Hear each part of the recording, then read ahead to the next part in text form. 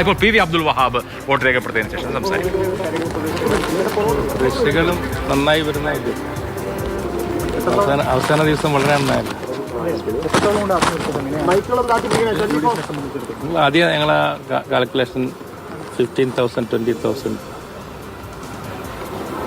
അത് വ്യത്യാസം ഉണ്ടാകാൻ വഴിയില്ല.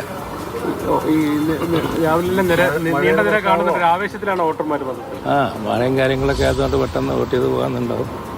പിന്നെ ഇതൊരു ആവേശം സാധാരണ ഒരു ഇലക്ഷനിൽ നെയിംസേക്ക് ഇലക്ഷൻ അല്ലല്ലോ, ഇത് കേരളത്തിൻ്റെ ഭാവി നിർണ്ണയിക്കുന്ന ഇലക്ഷൻ ആയതുകൊണ്ട് ജനങ്ങളൊക്കെ രാഷ്ട്രീയ ബോധമുള്ളവരാണ്. അപ്പോൾ അതുകൊണ്ട് അതിൻ്റെ പ്രതിഫലനം സ്വാഭാവികമായും ശതമാനത്തിലും കാണുമെന്നാണ് വിശ്വാസം.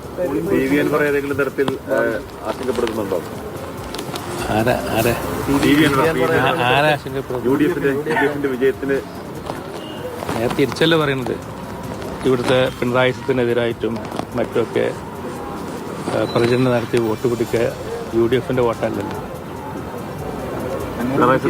വോട്ട് മുഴുവനായിട്ട് UDF തന്നെ ലഭിക്കും. UDF-ന് ലഭിക്കും ഉറപ്പാ. ഞാൻ പറഞ്ഞല്ലോ 15-20. കൂടുതൽ വോട്ട് അൻവർ പിടിക്കാൻ കൂടുതൽ ഭൂരിപക്ഷം UDF-നുണ്ടാവും.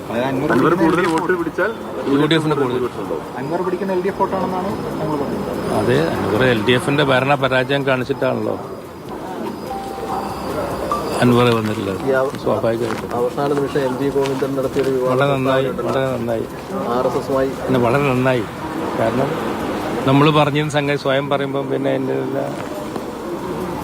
രണ്ട് അംഗങ്ങൾ മാത്രം ഉണ്ടായിരുന്ന BJP-യെ ഈ രൂപത്തിലാക്കിയതിൻ്റെ പ്രാഥമിക ചുമതല അവർക്കൊക്കെ തന്നെയാണ്. Thank you. P V Abdul Wahab സംസാരിക്കുകയായിരുന്നു. ഇന്നലത്തെ നമ്മുടെ അഭിമുഖത്തെക്കുറിച്ചും അദ്ദേഹം പരാമർശിക്കുന്നു.